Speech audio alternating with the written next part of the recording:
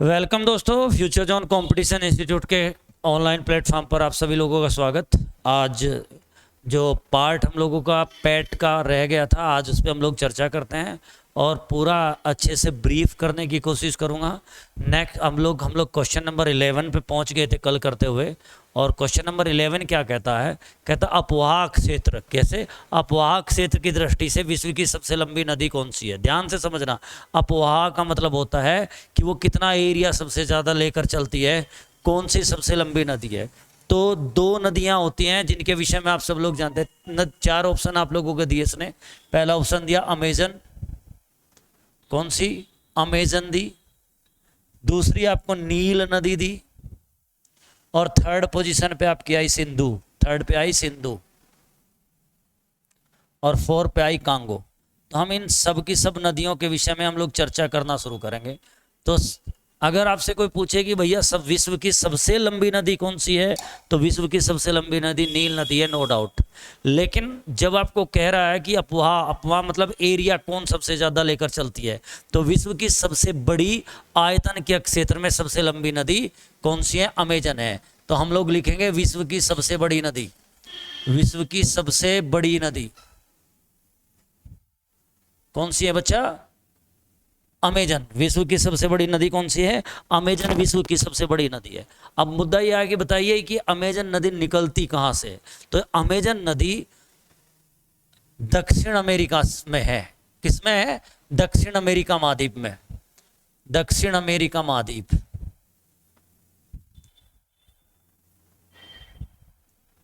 दक्षिण अमेरिका महाद्वीप में अमेजन नदी बहती है। कौन सी नदी? दक्षिण अमेरिकन महाद्वीप में अमेरिकन नदी बहती है। और निकलती कहां से है ये? पेरू से। पेरू एक देश है और पेरू में वहां एंडीज पर्वतमाला है। एंडीज पर्वतमाला। कौन सी माला?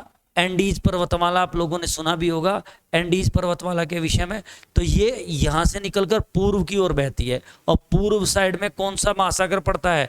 तो एंडीज पर्वतमाला से निकलकर किस में? अटलांटिक महासागर में मिल जाती है।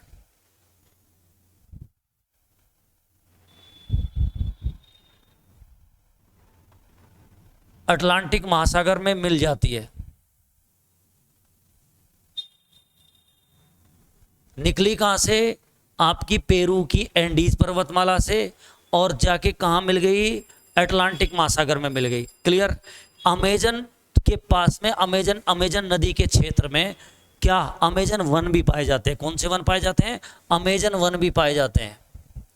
और ये अमेजन वन है, कौन से भैया? अमेजन वन है। इनको पृथ्वी का फेफड़ा भी कहा जाता है। पृथ्वी का फेफड़ा। पृथ्वी का फेफड़ा के नाम से भी जाना जाता है किसको? अमेजन वनों को। उसके बाद नेक्स्ट आती है नील नदी। यह संसार की सबसे लंबी नदी है। संसार की सबसे लंबी नदी।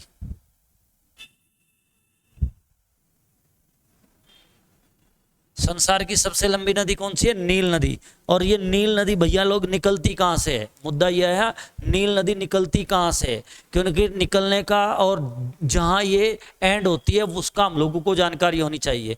निकलती है विक्टोरिया झील से। कौन सी झील से बच्चे? विक्टोरिया झील से निकलती है। और विक्टोरिया झील से निकल के भूमध्य सागर में समाप्त होती है।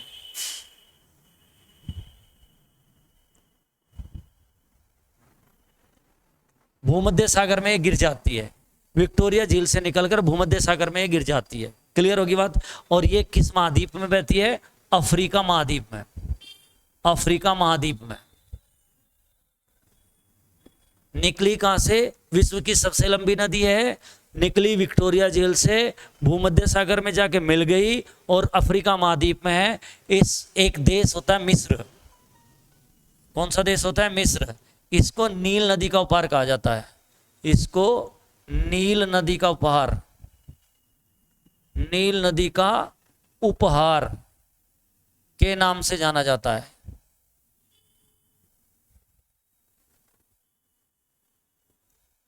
मिस्र को किस नाम से जाना जाता है? नील नदी के उपहार के नाम से जाना जाता है। उसके बाद आती है अपनी सिंधु नदी। अगली वाली नदी कौन सी आती है? सिंधु नदी। जरा सिंधु नदी पे हम लोग चर्चा करेंगे। नेक्स्ट वन, सिंधु नदी तीसरी। सिंधु नदी कहां से निकलती है? सिंधु नदी कहां से निकलती है? यह तिब्बत की मानसरोवर झील के निकट से सिंधु नदी।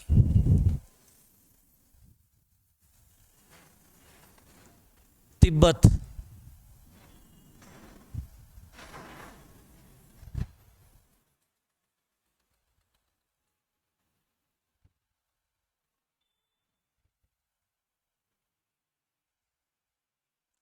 तिब्बत की मानसरोवर झील के निकट एक जलधारा है। कौन सी? सिनकाबाब। कौन सी जलधारा है? सिनकाबाब। इस जलधारा से निकलती है, सिनकाबाब जलधारा से निकलती है।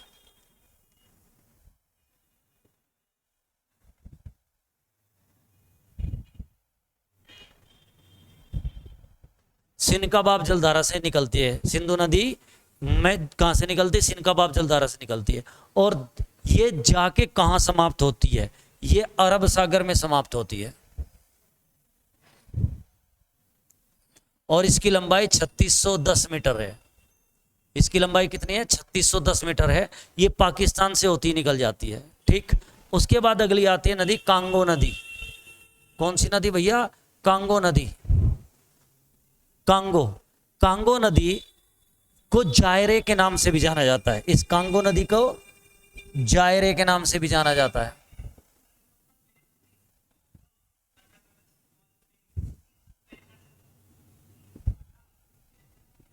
किस नाम से जाना जाता है? कांगो नदी को जायरे नदी के नाम से भी जाना जाता है। क्लियर हो गई बात? और ये 4700 किलोमीटर लंबी है भैया। कितने है? 4700 किलोमीटर लंबी है। इस पर अफ्रीका महाद्वीप की दूसरी लंबी, किसकी? अफ्रीका महाद्वीप की दूसरी सबसे लंबी नदी, यानी कि अफ्रीका महाद्वीप में पाई जाती है।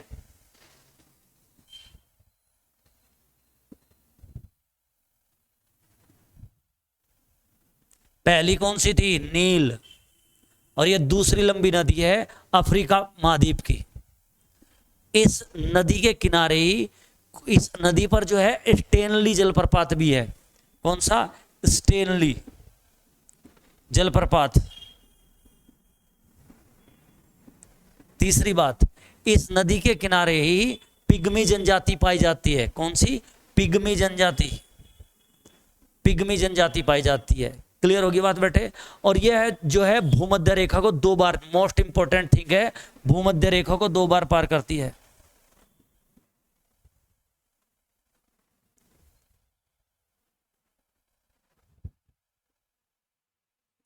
भूमध्य रेखा को 2 बार पार करती है। नेक्स्ट वन क्वेश्चन आता है आपकी स्क्रीन पर। कहता है निम्नलिखित में से कौन सा दर्रा कश्मीर को शेष भारत से जोड़ता है?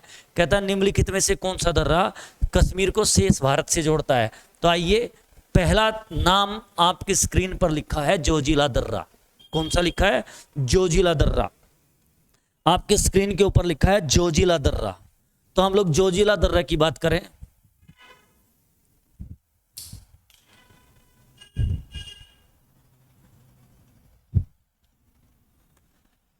सवाल है, कहता है जोजिला दर्रा। पहला सवाल लिखा जोजिला दर्रा। तो जोजिला दर्रा श्रीनगर को लेह से जोड़ता है। किसको? श्रीनगर को लेह से जोड़ता है। श्रीनगर को किससे जोड़ता है? लेह से जोड़ता है जोजिला दर्रा। क्लियर होगी बात? अब कौन सी? ये जोजिला दर्रा किस पर्वत श्रेणी में आता है? जोजिला दर्रा किस पर्वत श्रेणी में आता है? तो ये जोजिला दर्रा जो है जास्कर श्रेणी में आता है।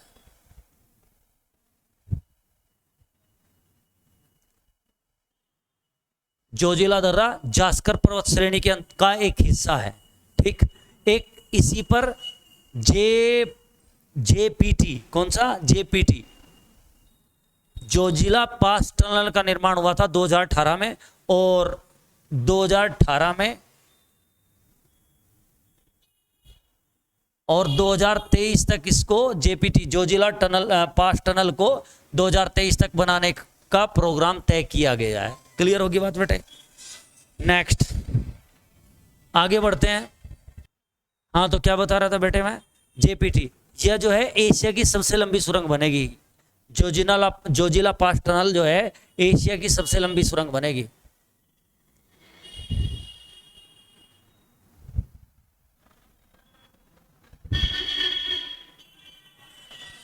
एशिया की सबसे लंबी सुरंग बनेगी जी। ठीक,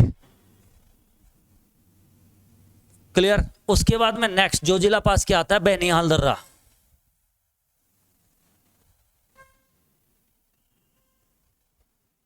जोजिला टनल के बाद कौन सा है, बेनिहाल दर्रा। यह श्रीनगर को जम्मू से जोड़ता है। श्रीनगर को किससे जोड़ता है बेटे, जम्मू। तो हम लोग चर्चा कर रहे थे बेनिहाल दर्रे पे, किस पे, बेनिहाल दर्रा।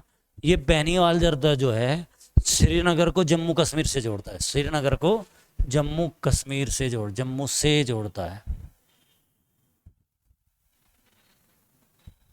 क्लियर। ये इसमें जो है एक सुरंग है, किसमें, बेनिहाल दर्रे में। इसमें एक सुरंग है जिसका नाम है जवाहर सुरंग।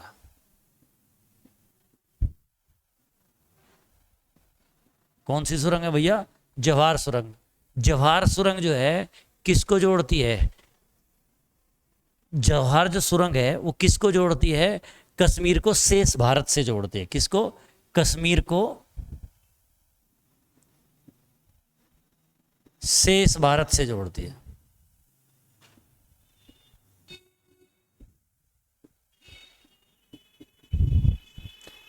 जवाहर सुरंग।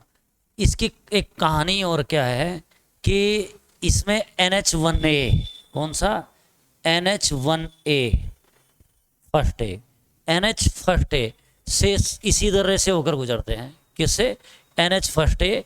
और दूसरा NH1D, NH फर्स्ट डी भी इसी दर्रे से होकर गुजरते हैं। नेक्स्ट आता है लिपुलेख दर्रा। अगला आता है बेटे लिपुलेख दर्रा। लिपू लेख दर्रा। लिपुलेख दर्रा की कहानी सुने तो लिपुलेख दर्रा जो है उत्तराखंड को तिब्बत से जोड़ता है। किसको, उत्तराखंड को तिब्बत से जोड़ता है।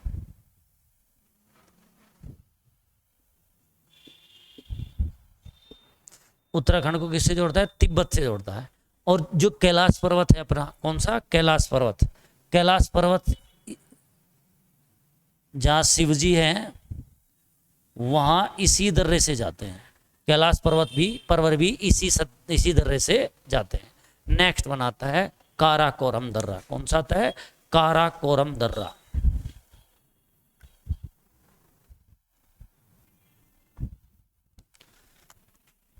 काराकोरम,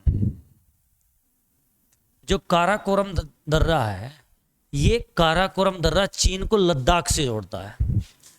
चीन को लद्दाख से जोड़ता है। भारत का सबसे ऊंचा दर्रा।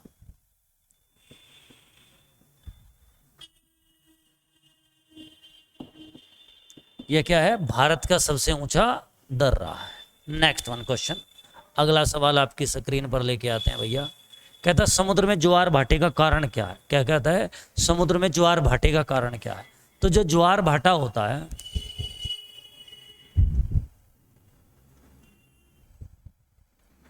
ज्वार भाटा जो होता है चंद्रमा और सूर्य के पृथ्वी गुरुत्वाकर्षण बल द्वारा, चंद्रमा और सूर्य के पृथ्वी गुरुत्वाकर्षण के खिंचाव द्वारा ज्वार भाटा उत्पन्न होता है।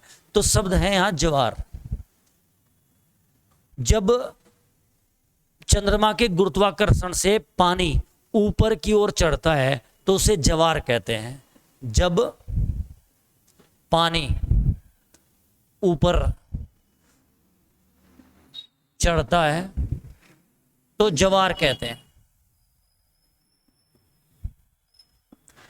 और जब नीचे उतरता है तो उसको बोलते हैं भाटा। जब नीचे उतरता है पानी, जब वही पानी नीचे उतरता है तो क्या कहते हैं उसको, भाटा।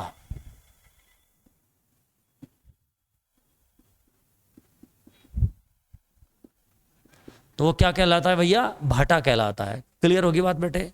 यहां आप लोगों को समझना है कि चंद्रमा के आकर्षण शक्ति का पृथ्वी के सागरीय जल पर सर्वाधिक प्रभाव पड़ता है। चंद्रमा का गुरुत्वाकर्षण पानी को क्या करता है? अपनी ऊपर की ओर खींचता है। इसी को क्या कहते हैं भैया? ज्वार कहते हैं। लेकिन वो जैसे ही नीचे की ओर आता है तो उसको क्या कहा जाता है? भाटा कहा जाता है। अगला सवाल, काटो और जलाओ कृषि। काटो और जलाओ कृषि, एक्चुअली में ये प्राचीन काल में काटो और जलाओ कृषि होती थी। जब हम लोगों को भूमि को उर्वरा करने के कोई संसाधन नहीं होते थे, तो जहाँ भूमि उर्वरा होती थी, जैसे हम लोगों ने यहाँ कृषि करना शुरू किया और उर्वरा शक्ति यहाँ इस भूमि की क्या होगी? कम होगी। तो क्या करते थे? इसको छोड़ देते थे, आगे वनों को काटते थे, साफ करते थे और क्या करते थे? वहाँ जाके फिर खेती करना शुरू कर देते थे। तो इसी को काटो जलाओ कृषि के नाम से जाना जाता था और इसका नाम है झूम खेती। कौन सी भैया? झूम खेती। और इसी को एक दूसरे नाम से भी जाना जाता है, स्थानांतरित कृषि के नाम से भी इसी को जाना जाता है। नेक्स्ट वन, अगला सवाल आपकी, स्ट्रगफ्लेशन। स्ट्रगफ्लेशन बेसिकली होता क्या है? वह अवस्था जिसमें आर्थिक, देखो, मंदी के साथ मुद्रास्फीति। स्ट्रगफ्लेशन का शाब्दिक अर्थ होता है मंदी के साथ मुद्रास्फीति। मंदी के साथ मुद्रास्फीति को क्या कहा जाता है? स्ट्रगफ्लेशन कहा जाता है। अर्थात इसका मतलब क्या होता है? वह अवस्था जब आर्थिक तरक्की की रफ्तार तो घट जाती है, लेकिन बेरोजगारी के साथ साथ महंगाई बढ़नी शुरू हो जाती है। ठीक है नहीं? मुद्रास्फीति का मतलब क्या होता है? महंगाई, यानी कि पहले तो बेरोजगारी नहीं है, रोजगार की उपलब्धता नहीं है, ऊपर से क्या होता है? महंगाई बढ़नी शुरू हो जाती है। ऊपर से क्या हो जाता है? महंगाई बढ़नी शुरू हो जाती है। तो इसको बोलते हैं स्ट्रगफ्लेशन, कोड में खाज होना। ठीक, स्ट्रगफ्लेशन का जो प्रयोग हुआ था वो ब्रिटिश पार्लियामेंट में सबसे पहले हुआ था 1965 में। तो इसका कोई ज़्यादा यूज है नहीं। अगले सवाल पे हम लोग आपके साथ आते हैं। यस, जीएसटी परिषद। क्या भैया? जीएसटी की, अगर हम लोग जीएसटी की बात करें तो जीएसटी के जो goods and service tax, GST goods and service tax, वस्तु एवं सेवा कर, जीएसटी, यह 1 जुलाई 2017 में भारत में प्रारंभ हुई थी। गुड्स एंड सर्विस टैक्स कितने? 1 जुलाई 2017 को प्रारंभ हुई थी। सबसे पहले इसका पूछते हैं अध्यक्ष। तो इसका जो अध्यक्ष होता है वो होता है वित्त मंत्री। ये मोस्ट इंपॉर्टेंट है, वित्त मंत्री। जीएसटी का, जीएसटी परिषद का जो अध्यक्ष होता है वित्त मंत्री होता है। अब वो पूछता है बताइए स्लैब कितनी है, कैटेगरी कितनी है, कितने प्रकार के कर हम लोग लगा रहे हैं, जीएसटी के अंतर्गत टैक्स कितने प्रकार के लगाएं? तो यह हम लोग कहेंगे कैटेगरी, टैक्स की कैटेगरी। तो टैक्स की कैटेगरी है 5। कौन कौन सी है स्लैब? एक तो 0% वाली है, एक 5% वाली है, एक 12% वाली है, एक 18% वाली है और एक 28% वाली है। तो 5 कैटेगरी जीएसटी के अंतर्गत आती हैं। तो इस जीएसटी परिषद में सदस्य कितने हैं? सदस्य कितने हैं जीएसटी परिषद में? तो सदस्यों की संख्या कितनी है जीएसटी परिषद में? 33 होती है। जीएसटी परिषद में सदस्यों की संख्या 33 होती है। नेक्स्ट वन, अगला सवाल लेकर आते हैं हम लोग।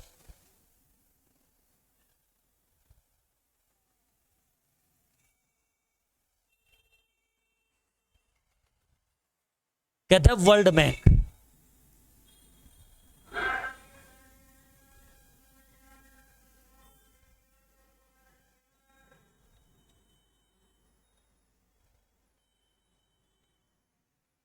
ओके, कहते हैं निम्नलिखित में से कौन सी संस्था वर्ल्ड बैंक के नाम से भी जानी जाती है? कह रहा है निम्न में से कौन सी ऐसी संस्था है जो वर्ल्ड बैंक के नाम से जानी जाती है?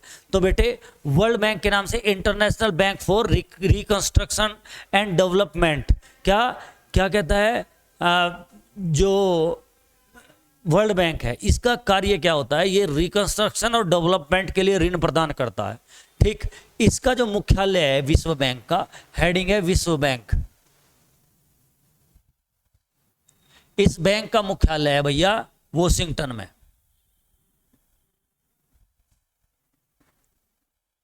America, USA.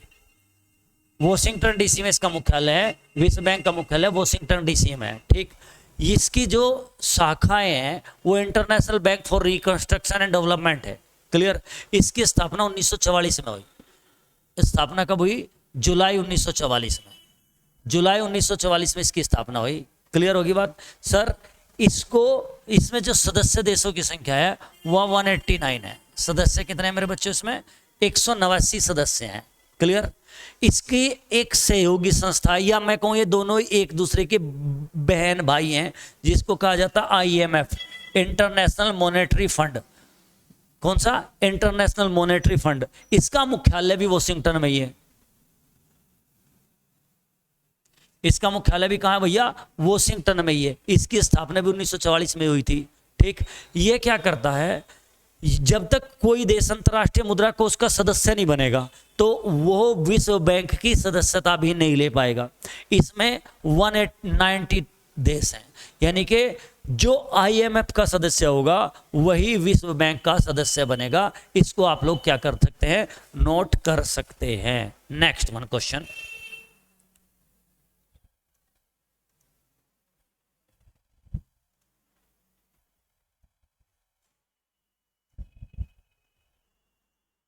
यस बच्चे, अगला सवाल आपकी स्क्रीन पर आया। कहता है नियत विदेशी मुद्रा की दर को कौन नियंत्रित करता है, कौन बदल सकता है? अब आप समझो, भारत में कोई भी मुद्रा से लेन देन, मुद्रा पर नियंत्रण की बात हो, या किसी को लेने देने की बात हो, या रेट महंगे हो रहे हो उनको सस्ता करने की बात हो, सब भारतीय मुद्रा को छापने की बात हो, इन सब का जो जिम्मेदार कौन है? RBI है। तो RBI की स्थापना 1935 में हुई थी। RBI की स्थापना कब हुई थी? 1935 में हुई थी, 1 अप्रैल 1935।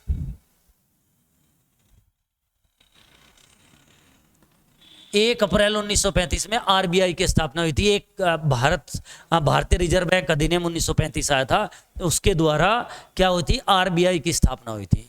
क्लियर। ये जो मोस्ट बात है, जर्नली आप सब लोग जानते हैं, यहां इसके गवर्नर की जो नियुक्ति होती है, किसकी? गवर्नर की नियुक्ति। आप अब देखेंगे ज्यादातर अधिकतर जो गवर्नर हैं उनकी नियुक्ति राष्ट्रपति करता है, लेकिन इसकी नियुक्ति करती है केंद्र सरकार। कौन करती है? केंद्र सरकार गवर्नर की नियुक्ति करती है। कौन करती है भैया? केंद्र सरकार। इस रिजर्व बैंक के 31 स्थानों पर कार्यालय हैं, क्षेत्रीय कार्यालय। 31 स्थानों पर क्षेत्रीय कार्यालय रिजर्व बैंक के। ठीक है। वर्तमान में जो इसके गवर्नर हैं वो है शक्तिकांत दास। वर्तमान में इसके जो गवर्नर हैं उनका नाम है शक्तिकांत दास। क्लियर। राष्ट्रीयकरण हुआ था 1 जनवरी 1949 में। रिजर्व बैंक का राष्ट्रीयकरण क्या होता है? 1 जनवरी 1949 में इसका राष्ट्रीयकरण कर दिया गया था। और भाई लोगों, 1 रुपये के अतिरिक्त सभी 1 रुपये के अतिरिक्त 1 रुपये के अतिरिक्त सभी प्रकार की मुद्रा छापता है। सभी प्रकार की मुद्रा कौन छापता है? Reserve bank. 1 रुपये के अतिरिक्त सभी प्रकार की मुद्रा कौन छापता है भैया? रिजर्व बैंक छापता है। क्लियर। तो इसका मतलब मुद्रा को नियंत्रित करने का काम किसका हो गया? इसका। तीसरी बात, विदेशी मुद्रा का नियंत्रण भी यही करता है। अगर कोई विदेशी मुद्रा को आपको बदलवानी है, डॉलर को रुपये में बदलवाना है या रुपये को डॉलर में बदलवाता है, तो विदेशी मुद्रा का नियंत्रण भी यही करेगा।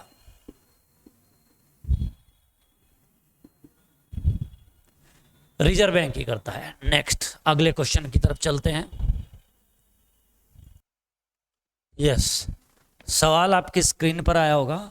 कह रहा है कि शिक्षा के अधिकार के तहत 86वें संविधान संशोधन द्वारा 6 से 14 वर्ष तक के बच्चों को निःशुल्क शिक्षा प्रदान की जाएगी। यह किस अनुच्छेद में शामिल है? देखो एक्चुअली में क्या है, 86वां संविधान संशोधन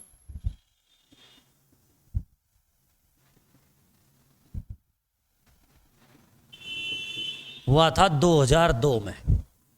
86वां संविधान संशोधन क्या हुआ? 2002 में हुआ। इसके द्वारा क्या किया गया था? बच्चों को निःशुल्क शिक्षा दी जाएगी। इस संशोधन से 2 आर्टिकलों में प्रावधान किया गया। आर्टिकल नंबर 21 फर्स्ट ए, कौन सा भैया, 21 फर्स्ट ए जोड़ा गया, शिक्षा का मूल अधिकार। क्या? शिक्षा का मूल अधिकार, 21 ए, शिक्षा का मूल अधिकार। लेकिन इसी संशोधन द्वारा दो जगह संशोधन हुए हैं। 86वें संविधान संशोधन द्वारा 2 जगह संशोधन हुए हैं। कहां संशोधन हुए? एक तो आर्टिकल 21 जोड़ा, जिसमें हम लोगों ने शिक्षा का मूल अधिकार ऐड कर दिया। दूसरा, एक कहानी आई है, उसके बाद दूसरी कहानी आती क्या, एक मूल कर्तव्य होते हैं। कितने मूल कर्तव्य? इस संशोधन के द्वारा ही 11वां मूल कर्तव्य जोड़ा गया। कौन सा? 11वां मूल कर्तव्य, 11वां मूल कर्तव्य जोड़ा गया, जो माता पिता को यह निर्धारित करने के लिए कहा गया कि आप अपने बच्चों को कहां भेजेंगे, स्कूल। तो 86वें संशोधन से 2 संशोधन हुए। हाँ, एक तो आर्टिकल नंबर 21 फर्स्ट ए जुड़ा, 21 ए जुड़ा, और दूसरा कौन सा जुड़ा बच्चे? 11वां मूल कर्तव्य जोड़ा गया। क्योंकि हमारे संविधान में 10 मूल कर्तव्य थे, 11वां मूल कर्तव्य 86वें संविधान संशोधन द्वारा जोड़ा गया। नेक्स्ट वन, वित्त आयोग अपनी सिफारिश किसको सौंपता है? देखो, वित्त आयोग बेटा, वित्त आयोग का गठन करता है राष्ट्रपति, आर्टिकल 280 के तहत। आर्टिकल 280 के तहत वित्त आयोग का गठन कौन करता है? राष्ट्रपति करता है। अब ये राष्ट्रपति को अपनी सिफारिश अपनी रिपोर्ट किसको सौंपता है? राष्ट्रपति को सौंपता है। जो इसके द्वारा, वित्त आयोग द्वारा जितने भी सिफारिशें की गई हैं, वो किसको सौंपी जाती है? राष्ट्रपति को सौंपी जाती है। और जब राष्ट्रपति के पास ये चली जाती है, किसके पास चली जाती है? राष्ट्रपति के पास चली जाती है। राष्ट्रपति उस रिपोर्ट को किसके समक्ष प्रस्तुत कराता है? संसद के समक्ष प्रस्तुत करता है। किसके? संसद के समक्ष प्रस्तुत करता है। नेक्स्ट वन, अगला क्वेश्चन क्या कहता है? भारत का संविधान तैयार करते हुए समय गठित संविधान निर्मात्री सभा के अध्यक्ष कौन थे? देखो बेटे, संविधान सभा की पहली जो बैठक हुई वो 9 दिसंबर 1940 को हुई। संविधान सभा की पहली बैठक कब हुई? 9 दिसंबर 1940 को हुई। उस दिन अस्थायी अध्यक्ष बनाए गए थे। कौन? अस्थायी अध्यक्ष। और अस्थायी अध्यक्ष कौन थे? अस्थायी अध्यक्ष कौन थे? वो थे आपके सच्चिदानंद सिन्हा।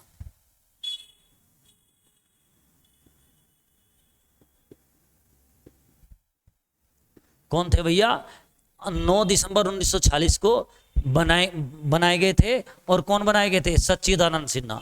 लेकिन उसके बाद दूसरी मीटिंग जो होती है वो होती है 11 दिसंबर 1940 को, और अस्थायी अध्यक्ष बना दिए जाते हैं, स्थायी अध्यक्ष बना दिए जाते हैं डॉक्टर राजेंद्र प्रसाद। डॉक्टर राजेंद्र प्रसाद को अध्यक्ष बना दिए जाते हैं। बाद में जो भारत के पहले राष्ट्रपति भी बने थे। क्लियर होगी बात बेटे? अगला सवाल आपकी स्क्रीन पर, समवर्ती सूची कहता है समवर्ती सूची में किस विषय पर केंद्र और राज्य के बीच कानून में द्वंद्व होने, द्वंद्व का मतलब ये होता है कि केंद्र भी किसी विषय पर कानून बनाना चाहता है और राज्य भी उसी विषय पर कानून बनाना चाहता है, तब क्या होगा? तब पूछ रहा है क्या होगा। तो सबसे पहले तो मैं आपको बताऊं, जो हमारा संविधान है उसकी अनुसूची नंबर 7 में, कौन सी अनुसूची 7, कौन सी अनुसूची बेटे? अनुसूची नंबर 7 में 3 प्रकार की सूचियां हैं। 3 प्रकार की सूची है। एक तो होती है बेटे केंद्र सूची या संघ सूची जिसको बोलते हैं, दूसरी होती है राज्य सूची, और तीसरी होती है समवर्ती सूची। कौन सी होती है मेरे बच्चे? समवर्ती सूची। केंद्र सूची पर केंद्रीय कानून बनाएगा, राज्य सूची पर राज्य सरकार कानून बनाएगी, लेकिन समवर्ती सूची पर केंद्र और राज्य दोनों कानून बना सकते हैं। लेकिन अगर कोई ऐसा विषय आपके सामने आ गया कि जिस पर केंद्र और राज्य दोनों उसी विषय पर कानून बनाना चाहते हैं, तो वहां जो प्रेफरेंस दिया जाएगा केंद्र सरकार को दिया जाएगा। किसको दिया जाएगा? केंद्र सरकार को दिया जाएगा, यानी कि उस विषय पर केंद्र सरकार ही कानून बनाएगी। अब राज्य सूची में विषयों की संख्या होगी 62। राज्य सूची में विषयों की संख्या कितनी है? 62। संघ सूची में विषय है 98 और भैया आपकी समवर्ती सूची में कितने विषय हैं? 52 विषय हैं। क्लियर होगी बात? नेक्स्ट वन क्वेश्चन पे आते हैं हम लोग बच्चा। अगला सवाल, प्रथम राज्यसभा का गठन कब हुआ? देखो, राज्यसभा का गठन जो है अगर आपसे कोई पूछे बताइए भारत में प्रथम आम चुनाव कब हुए, तो 1952 में हुए प्रथम आम चुनाव। कब हुए मेरे बच्चों? 1951 और 52। कहीं जगह आपको 51 मिलेगा, कहीं 1952, क्योंकि 51 से प्रारंभ हो गए थे और 52 में क्या हुए? समाप्त हुए। राइट। जो किसका निर्माण कर रहे थे? लोकसभा का। किसका निर्माण कर रहे थे बच्चों? लोकसभा का। अब लोकसभा का जो गठन हुआ वो हुआ 17 अप्रैल 1952 में। कब हुआ? 17 अप्रैल 1952। और अगर इसकी बैठक की बात करें 17 अप्रैल 1952 को, तो क्या हुआ? गठन हुआ। तो इसकी जो पहली बैठक हुई वह 13 मई को हुई 1952 में। अगर हम राज्यसभा की बात करें तो राज्यसभा का जो पहला जो गठन हुआ वो 3 अप्रैल को हुआ। राज्यसभा का 3 अप्रैल को हुआ, लेकिन जो पहली बैठक हुई वह 13 मई को हुई। पहली बैठक कब हुई? 13 मई 1952 में हुई। 13 मई 1952 में पहली बैठक हुई। क्लियर होगी बात बेटे? नेक्स्ट वन, अगला सवाल, वाहनों के पार्श्व दंडों साइड मिरर में किस दर्पण का प्रयोग होता है? तो साइड मिरर में उत्तल दर्पण का प्रयोग किया जाता है। किसका? उत्तल दर्पण का प्रयोग किया जाता है। नेक्स्ट, प्राणी जगत का सबसे बड़ा संघ कौन सा है जिसमें कीट भी शामिल होते हैं? तो आर्थ्रोपोडा होता है। नेक्स्ट, किसी वस्तु की विराम अवस्था को चाल की अवस्था माना जाता है। तो चाल क्या होगी? शून्य होगी। अब कोई वस्तु रुकी हुई है तो चाल उस वस्तु की क्या होगी? शून्य होगी। जब तक वो आगे नहीं बढ़ेगी तब तक क्या नहीं होगी? उसमें चाल नहीं होगी। अगला सवाल आया, अस्पताल में ऑक्सीजन नली में ऑक्सीजन के साथ कौन सी गैस मिलाई जाती है? देखो आप लोग सब बच्चे थोड़ा समझदार हैं, आप सब लोग जानते हैं, एक शब्द सुना होगा आपने, गोताखोर। वो कहता है जब गोताखोर समुद्र में जाते हैं, गोताखोर मतलब जो समुद्र में नीचे जाते हैं, गोताखोर। तो गोताखोर जब समुद्र में नीचे जाते हैं तो अपने साथ कौन सी गैस लेके जाते हैं? तो वो लेके जाते हैं, याद रख लेना एग्जाम में आता है, ऑक्सीजन और हीलियम। ऑक्सीजन और हीलियम, दो गैस जाती है, ऑक्सीजन और हीलियम। कौन सी गैस आती है? Oxygen, helium. ये गैस क्या होती है? इससे थोड़ा सा शुद्ध होती है। क्लियर? और ये हल्की होती है। तो गोताखोरों को कौन सी गैस दी जाती है बेटे? ऑक्सीजन, हीलियम दी जाती है। तो यहाँ जब अस्पताल में भी कौन सी? नाइट्रोजन नहीं दे सकते, कार्बन डाइऑक्साइड नहीं दे सकते, कौन सी दी जाएगी? हीलियम गैस दी जाती है ऑक्सीजन के साथ साथ। नेक्स्ट, मधुमक्खी के पालन को क्या कहा जाता है? क्या कहता है? मधुमक्खी पालन को क्या कहा जाता है? बच्चा लोग, पहला लिखा है पीसी कल्चर, नोट करते, याद हो जाने चाहिए आप लोगों के, पीसी कल्चर। दूसरा लिखा है सेरी कल्चर। तीसरा लिखा है आपका एपी कल्चर। टिश्यू कल्चर कुछ नहीं होती, एपी कल्चर। तो मैं यहां से शुरू करता हूं। एपी कल्चर होता है मधुमक्खी पालन। एपी कल्चर क्या होता है? मधुमक्खी पालन। शहरी। अब उसके बाद आता है पीसी कल्चर। पीसी कल्चर में क्या होता है? मत्स्य पालन। और शहरी कल्चर में होता है रेशम कीट पालन। रेशम कीट पालन। क्लियर होगी बात बेटे? आगे बढ़ते हैं। अगला सवाल आपकी स्क्रीन पर आया, ये आ जाता मैथ का। दूसरे चैप्टर में डेसिमल फ्रैक्शन में ही मैंने इसको पढ़ाया होगा आप लोगों को। क्या कहता है? 0.35 के ऊपर 555 जा रहा है, 3535 ... तो इसका मतलब है 35 के ऊपर बार। जब कोई चीज बार बार रिपीट होती चली जाए तो उसके ऊपर किस चीज का चिन्ह लगाते थे? बार का चिन्ह लगा देते हैं। तो हम इसको लिखेंगे 35/, बाहर हटाने के लिए क्या है, जितने अंकों के ऊपर बार होते हैं उतने 9 लगा दो तो बाहर हट जाता है। क्लियर होगी बात। मैं पढ़ा चुका हूँ इस सवाल को भी। अगला कहता भैया देखो कितने आसान से सवाल आ रहे हैं। कहता है 36/81 बराबर -1/9। तो आप जानते हैं 36 का इस रूट कितना होगा भाई 6, 81 का रूट कितना होगा 9, -1/9 अर्थात 5/9 इस सवाल का आंसर आ जाएगा। नेक्स्ट वन, अगला क्वेश्चन कहता है एक संख्या 55 से उतनी बड़ी है जितनी वह 79 से छोटी। ध्यान से समझे, एक संख्या कोई x है, वह 55 से उतनी बड़ी है जितनी यह x 79 से छोटी है। तो भाई लोगों माइनस का x इधर जाएगा, प्लस का हो जाएगा 2x, 9 और 5 14, 7 5 12 और 1 13, x बराबर 2 6 12 2 7 14 अर्थात वह संख्या क्या होगी 67 होगी।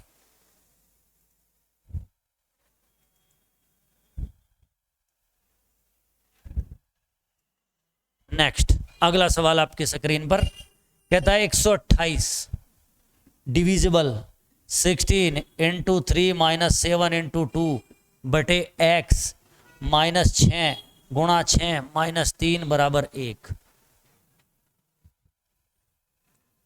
क्लियर। तो बोर्ड मास का रूल पर चलाओगे 16 × 128। पहले क्या करना है आपको,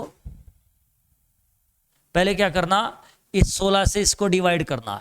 किससे? 16 से इसको डिवाइड करना है।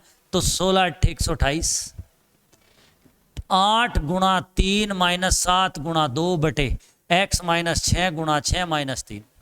तो आप देखें 8 3 24 में से 14 गए 10 बटे x -36 - 3 बराबर 1। तो इस पूरी इक्वेशन को आप इधर ले जाइए। 10 = x -36 - 3। 36 3 कितने होते हैं 39। 39 इधर ले जाओगे तो क्या हो जाएंगे 49। राइट आंसर कितना आ जाएगा 49। तो ये छोटे छोटे से कैलकुलेटिव क्वेश्चन हैं। आपकी स्क्रीन पर अगला क्वेश्चन आता है, थोड़ा सा बड़ा परसेंटेज का चैप्टर का क्वेश्चन आया। कहता है कृषि परीक्षा में 1000 लड़के तथा 600 लड़कियां हैं। कितने भाई लोगों 1000 लड़के तथा 600 लड़कियां हैं। लड़कों में 43% और लड़कियों में 35% पास होते हैं। तो फेल होने वालों का प्रतिशत भाई साहब, यहाँ लड़कों में 43% पास होते हैं तो इसका मतलब 47% फेल होते होंगे। 35% पास होते हैं लड़कियां तो इसका मतलब 65% फेल होती होंगी।